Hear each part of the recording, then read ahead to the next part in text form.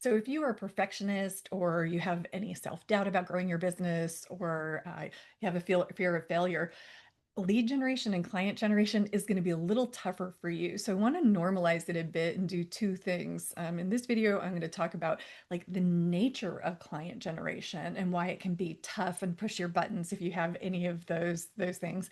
And then in the second video, I'm going to talk about what you can do about it. So I'm Mary Kravitz. I am the founder of Simply Get Clients, where we train coaches to attract clients without social media. So let's talk about lead generation and some of the things that can keep you stuck. So starting at the top with perfectionism. So perfectionists can have a hard time getting out there and attracting clients because you want things to be right. You don't want anyone to be able to see the flaws. And what you need to understand about lead generation is that it naturally needs refinement in order to work systematically and create that steady stream of clients. And so what that means is you can't stay behind your computer and tweak everything and perfect everything before you bring it out into the world. It is just the natural way that lead generation and business development works is that you're going to take your work out into the world, you're going to take your lead generation out into the world, you're going to see what works, what doesn't, and you're going to adjust along the way.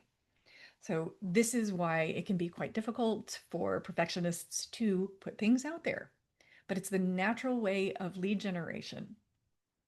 All right, second thing. Um, if you have self-doubt, the thing that's going to really push your buttons is that there is a lag time between putting something out there and getting results. So it's kind of like planting a seed. You don't plant an orange seed and tomorrow pick an orange. There's this lag time. And so what can happen is like, I did this thing, I'm not getting any results, all the self-doubt. Oh my gosh, they hate me. I'm an idiot. Like, whatever your tape is, I'm just telling you mine.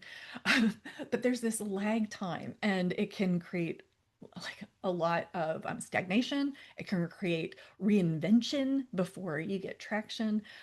But the thing, again, to understand is that this is the nature of lead generation. You're not doing something wrong because there's this lag time.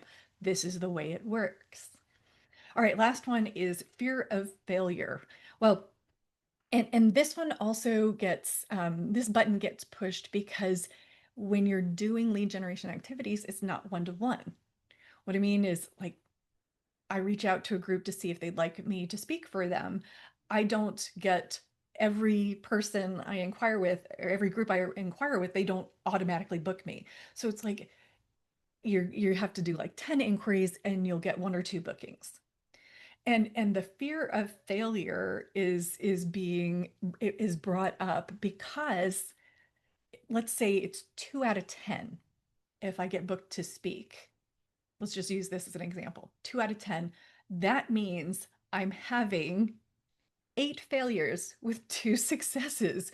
So you are, as a natural part, nothing wrong with you, as a natural part of lead generation, you are going to be failing more than succeeding. So the first step here is really just to understand how these buttons get pushed, how they interplay with lead generation. And then what I'm going to do in part two is I'm going to talk about how to address them, how to work with them. But again, really the first step, like really take this in, is that it's not you. This is the way lead generation works. So I know when we can take off the layer of self-judgment, then we can actually get down to work and get into solutions. So stay tuned for part two.